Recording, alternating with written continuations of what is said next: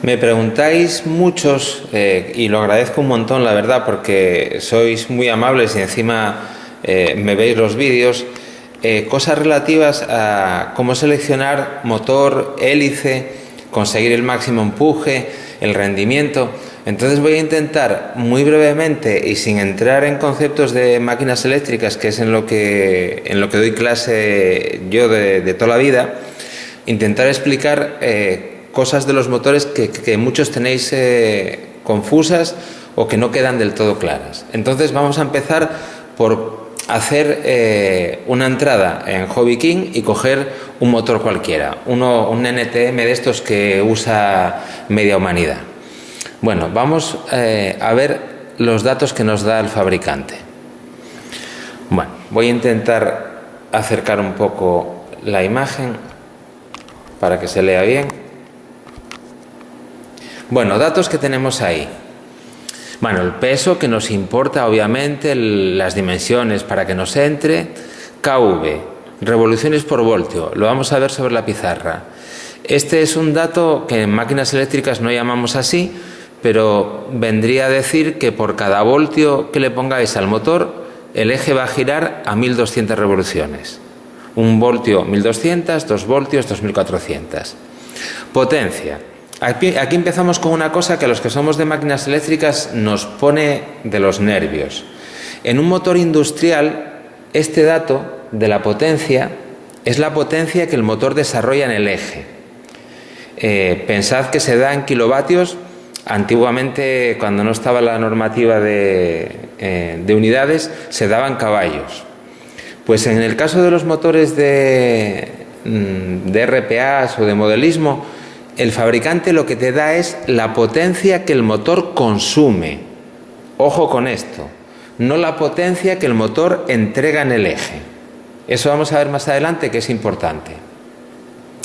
Bueno, el diámetro del eje que nos interesa, la resistencia, que aquí está mal en la traducción, estos son miliohmios, es la resistencia eléctrica del devanado, la longitud, la altura, la corriente máxima, por supuesto que nos interesa muchísimo, si la excedemos ya sabemos que el motor se quema, la tensión máxima, que en realidad no hay una tensión máxima, a este motor le podéis poner probablemente 21 voltios, lo único que tendríais que poner una hélice minúscula, lo que mata al motor es la corriente, no la tensión.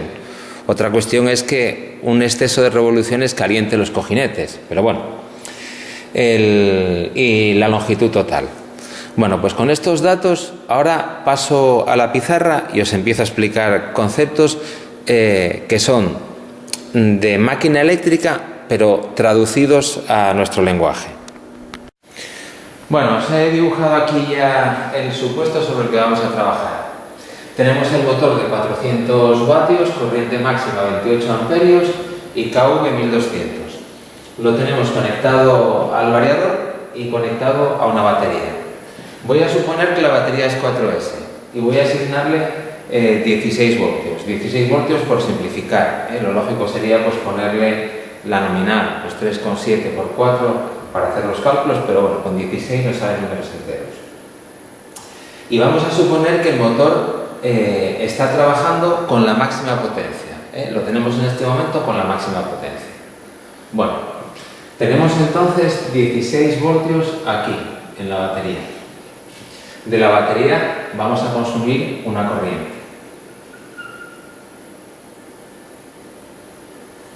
¿Cuánto vale esa corriente? Bueno, pues tengo que la potencia son 400 vatios. Y esto es la tensión a la que esté trabajando multiplicada por la corriente. Como estoy trabajando a 16 voltios, pues 16 por la corriente. La corriente en este caso me sale de 25 amperios. Bueno, pues por aquí tengo 25 amperios. El motor convierte energía eléctrica en mecánica. Entonces aquí lo que estoy metiendo es esa potencia de 400 vatios. Bueno, llegamos al variador. El variador tiene unos transistores MOSFET que tienen una resistencia interna, que tienen unas pérdidas en conmutación. A la salida del variador ya no voy a tener 400 vatios, voy a tener algo menos. Pero bueno, vamos a suponer que las pérdidas que tiene el variador son muy bajas, porque realmente lo son.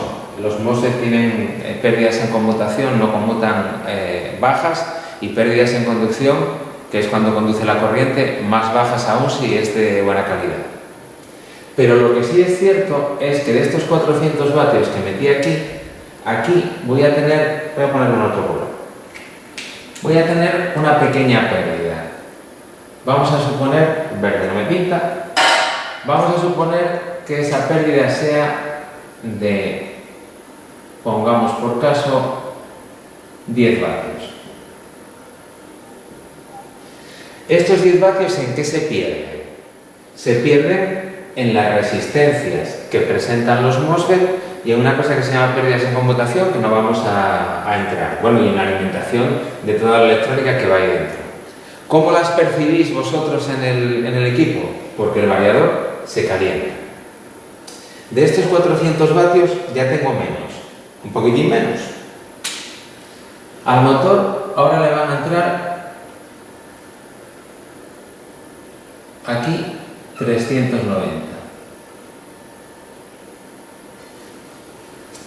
Y él va a convertir esos 390 vatios en potencia mecánica en el eje. En una potencia mecánica aquí, en el eje. Para este motor y el Hobby King no nos dan el rendimiento. Entonces, ¿qué es el rendimiento? Cuando nos dicen que un motor tiene un rendimiento, vamos a ponerle a este un rendimiento que no tiene, pero bueno, hago un inciso aquí.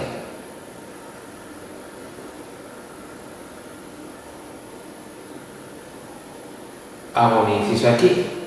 Voy a suponer que el rendimiento del motor es un dato que me dieron.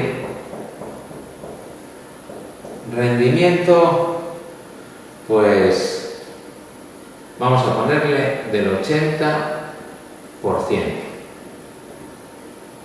Luego veremos que ese rendimiento además es variable.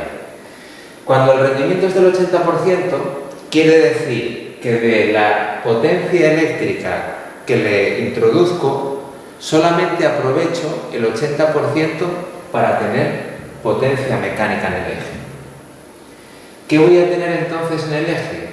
Pues en ese eje que está girando, la potencia mecánica que voy a tener disponible va a ser 390 por 80 entre 100, o lo que es lo mismo, 390 por 0,8. ¿Cómo podemos definir el rendimiento? Que siempre lo veréis por ahí mal traducido como eficiencia, porque viene del inglés. El rendimiento, le ponemos esta letra griega y lo definimos como la potencia mecánica que tengo a la salida dividido entre la potencia eléctrica que tengo a la entrada.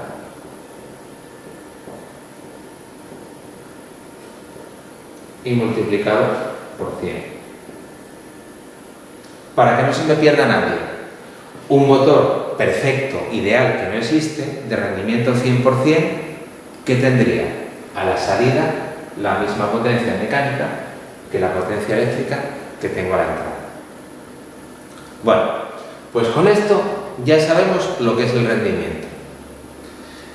Detalle importante del rendimiento. El rendimiento en un motor no es único.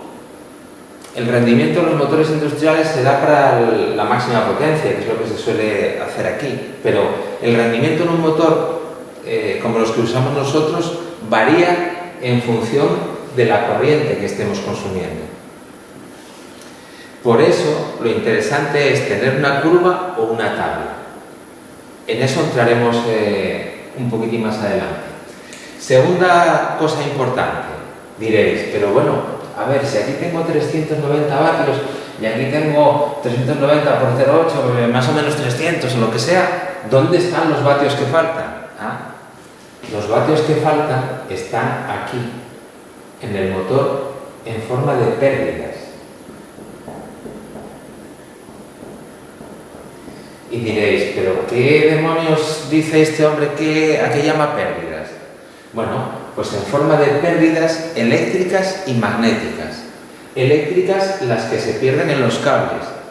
En los cables hay caída de tensión, hay efecto Joule, se calientan, y hay unas pérdidas magnéticas que tampoco voy a entrar, que son las pérdidas por histeresis y por corrientes parásitas.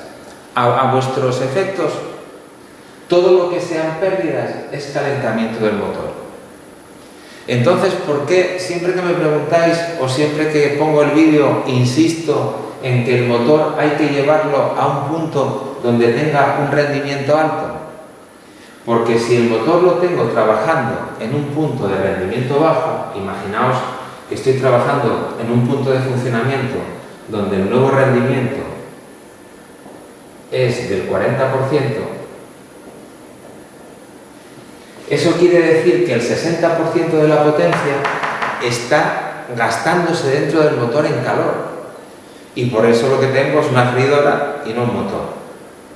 ¿Por qué no puedo subir esta tensión como un loco, como yo quiera? Porque si subo la tensión, la hélice gira más rápido.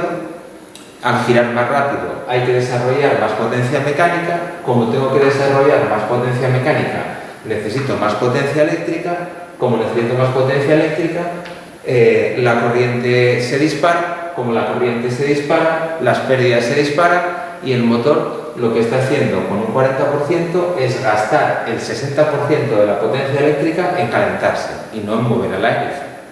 De ahí mi insistencia, siempre que preguntáis o siempre que hago el vídeo, en que al motor hay que llevarlo a un punto donde el rendimiento sea el más alto posible.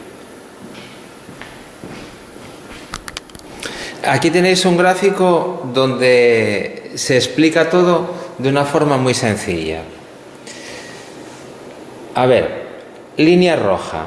Línea roja es la corriente que consume el motor. Aquí pone corriente en vacío. Corriente en vacío quiere decir que es la corriente que consume el motor cuando no tiene puesta ninguna hélice. Diréis, bueno, pero si cuando no tengo puesta ninguna hélice, ¿por qué me consume corriente? Porque tengo que consumir una cierta cantidad de potencia para vencer el rozamiento, las pérdidas magnéticas y un montón de chorradillas más que hay por ahí.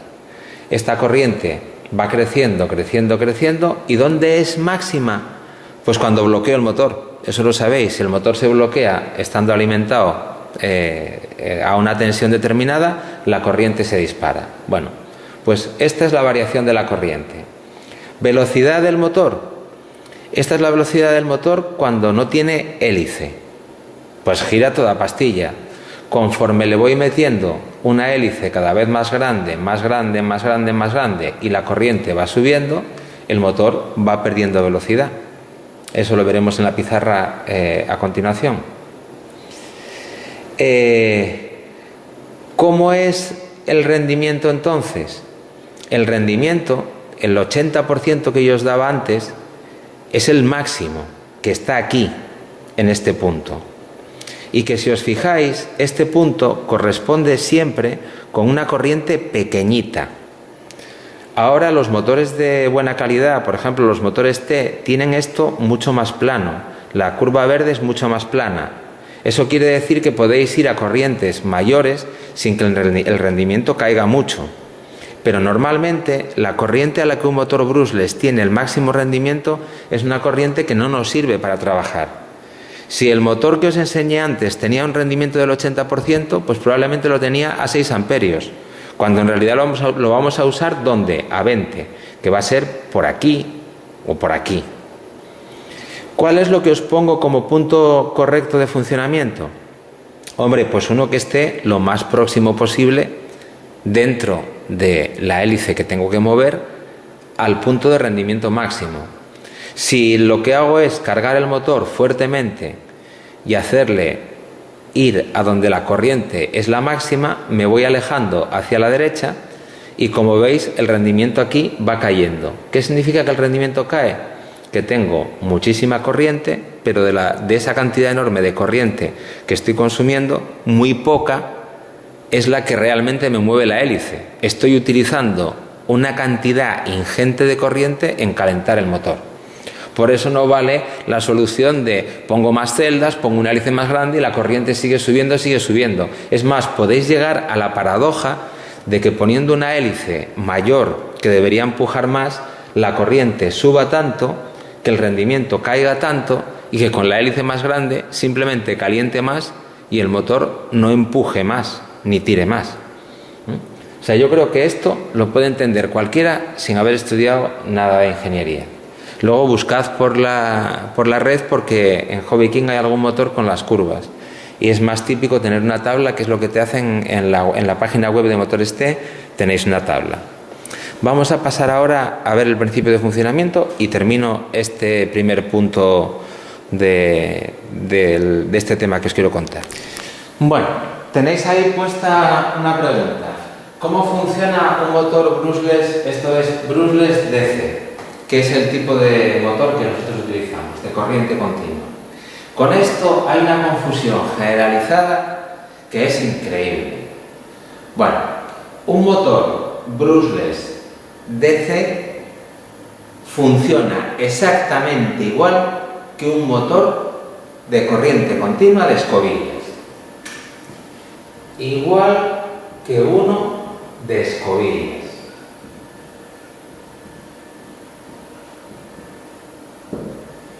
Para nosotros funcionalmente son la misma cosa.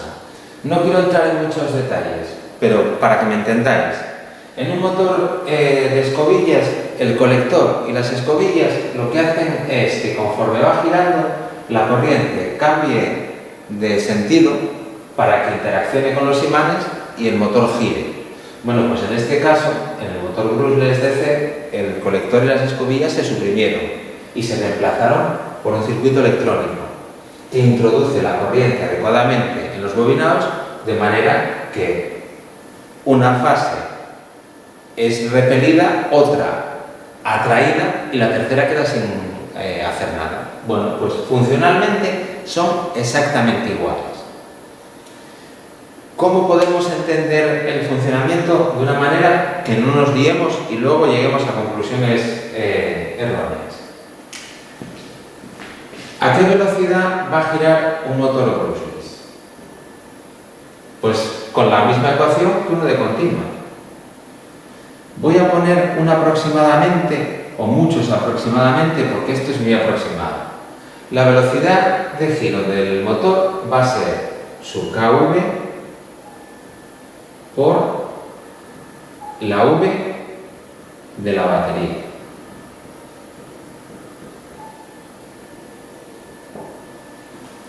Esto es una verdad solo a medias.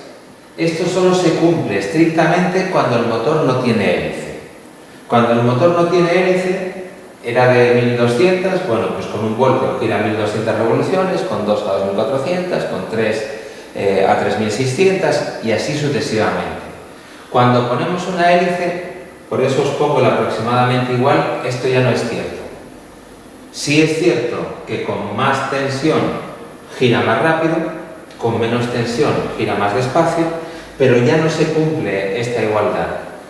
Podéis hacer una aproximación así, que digo con la boca estrecha, de que la velocidad real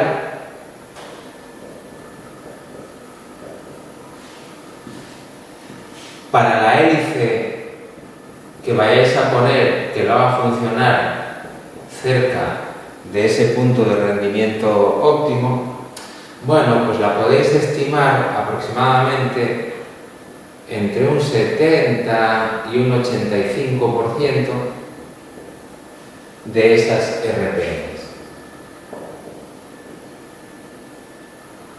Estas RPMs son las que tenéis calculadas aquí. Primera cuestión importante. El motor brushless no gira más rápido porque el variador conmute con más o menos frecuencia. Eso es otro rollo distinto. El motor brushless gira más rápido cuando tiene más tensión y más despacio cuando tiene menos. Si queréis entrar en el asunto con calma, pues buscad el vídeo donde está lo que llamamos la PWM del motor y ahí lo veréis. Pero el motor brushless, más tensión, más velocidad, menos tensión, menos velocidad. Y no hay más complicación en ella. Y segunda cuestión, para entender el funcionamiento del motor brushless. Tengo que explicaros primero lo que es un par, pero bueno, yo creo que en el fondo todos lo sabéis. Cuando se habla de un coche, los diésel tienen más par. ¿Más par qué es? Un par es el producto de una fuerza por una distancia. Un diésel, ¿por qué tiene más par? Porque es capaz de desarrollar más fuerza en el eje y hacer que el coche acelere más rápido que uno de gasolina. Bueno, pues la ecuación del par en un motor brushless es la siguiente. El par, que lo llamamos T y que mucha gente lo llama torque, que es la palabra anglosajona, en un motor brushless es otra constante, no es acaso V, vamos a llamarlo constante de par, por la corriente.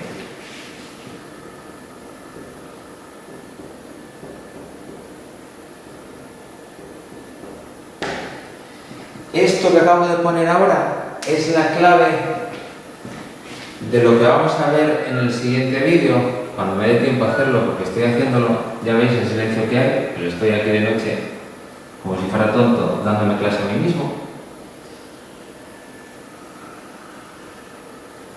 Esto va a ser la clave para entender qué pasa cuando cambio la hélice en el motor y cómo seleccionar el sistema de propulsión. El par que tengo aquí, esa T, es una constante que depende del diseño del motor multiplicada por la corriente. ¿Por qué os digo que esto va a ser la clave de todo lo que vamos a ver más adelante en vídeos posteriores?